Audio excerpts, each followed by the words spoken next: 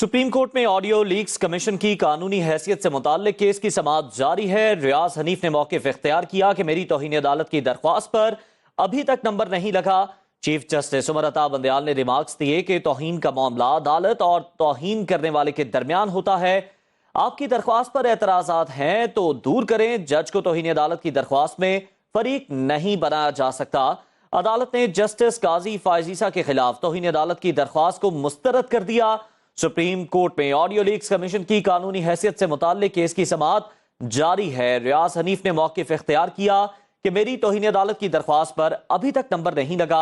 Chief justice ने remarks दिए कि तौहीन का मामला अदालत और तौहीन करने वाले के दरमियान होता है। आपकी दरख्वास्त पर एतराज़ात हैं तो दूर करें। जज को तौहीन अदालत की दरख्वास्त में फरीक नहीं बनाया जा सकता। अदालत ने जस्टिस काजी फायजीसा के खिलाफ तौहीन अदालत की दरख्वास्त को मुस्तरद कर दिया है। आपको बताएं कि चीफ जस्टिस उमर अता बंदयाल की जानिब से ये रिमार्क सामने आए। इसी पर बात करेंगे। ब्यूरो चीफ इस्लामाबाद कामरान खान हमारे साथ मौजूद हैं। कामरान खान, बताइएगा, अदालत की जानिब से इस दरख्वास्त को मुस्तरद कर दिया गया है? बिल्कुल, देखिए, एक दरख्वास्त आई थी जिसमें कि काजी फायजीसा के खिलाफ कंटेम्प्ट ऑफ कोर्ट का मुकदमा दायर करने की इस्तदा की गई थी। ये दरख्वास्त जो है वो एक प्रो बोनो पब्लिको है रियाज हनीफ राही, उनकी जानिब से दायर की गई थी। इस पर आज शुरू में ही इब्तदाई समाअत हुई जिस पर यह कहा गया कि इस दरख्वास्त को मंजूर किया जाए और जस्टिस काजी फायजीसा, जो कि ऑडियो लीक्स कमीशन के सरबराह हैं, उनके खिलाफ तौहीन अदालत की कार्रवाई का आगाज किया जाए।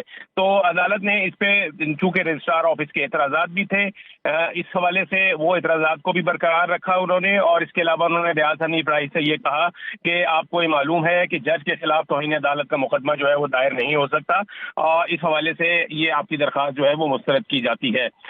उसमें उनका ये कहना था चीफ जस्टिस का कि मफरूजे की बुनियाद पर चीफ जस्टिस का चार्ज कोई और नहीं इस्तेमाल कर सकता। इस केस में चीफ जस्टिस दस्तयाब थे जिन्हें कमीशन के क़याम पर आगाह नहीं किया गया। चीफ जस्टिस ने इसके बाद अपने मामलात पर भी उन्होंने ये कहा कि उनके खिलाफ जो एतराज़ात आए हैं उसमें उनका ये कहना था कि जो जुडिशल कमीशन बनाया गया है, यानी इंक्वायरी कमीशन जो तश्कील दिया गया है, जिसकी सरबराही जस्टिस काजी फायजीसा कर रहे हैं, उसकी तश्कील में जो कवायद और ज़वाबित थे उनको पूरा नहीं किया गया।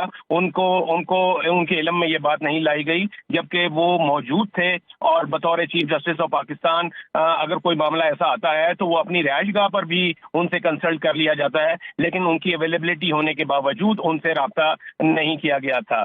तो अटॉर्नी जनरल ने कहा कि मैं पहले बेंच की तश्कील पर दलाइल दूंगा, लेकिन चीफ जस्टिस ने यह कहा कि आपने 3 जजेस पर मुतनाज़ा होने का इल्जाम लगाया है, पहले उस हवाले से बात कीजिए और उसके बाद फिर हम जो है वो केस के मेरिट के ऊपर आएंगे।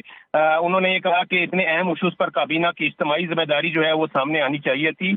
और लेकिन अटॉर्नी जनरल ने कहा कि वजीर अगर चाय पीने का कहे तो अलग बात, यहाँ बयान अहम इशू पर दिया गया है।